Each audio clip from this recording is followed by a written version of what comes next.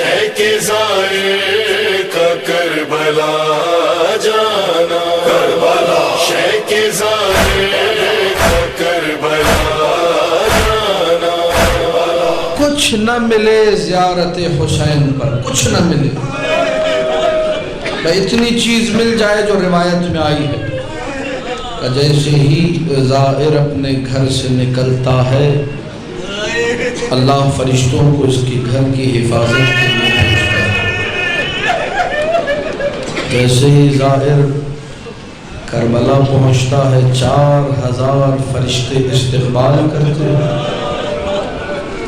اب مجھے نہیں معلوم میں یہ جملہ کیسے پڑھوں، جیسے ہی زائر قبر حسین کے قریب پہنچتا ہے خود حسین قبر سے باہر آ گیا۔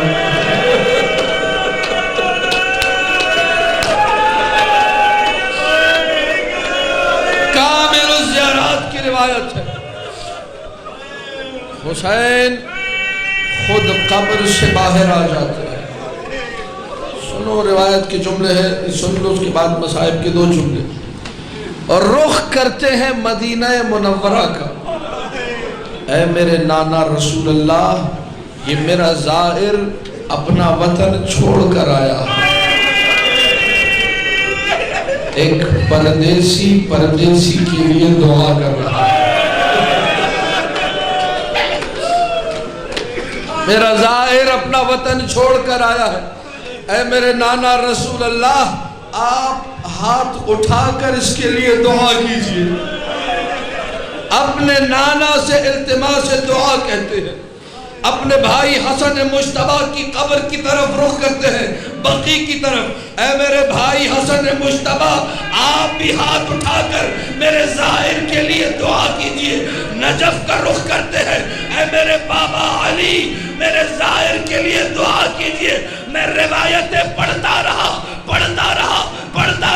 مجھے نہیں ملا کہ اپنی ماں فاطمہ زہرا کو جب دعا کا کہا ہو تو مدینہ کا رخ کیا ہو۔ روایت کا جملہ یہ ہے، ان فاطمہ بنت محمد تحضر فی کربلا وتدعو لزبار الحسین۔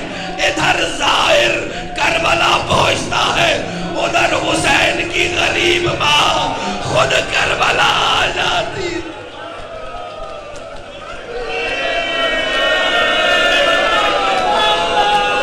اے میرے اللہ، اے میرے اللہ، میرے غریب حسین کا زائر آیا ہے، اس کے گناہوں کو بخش دے۔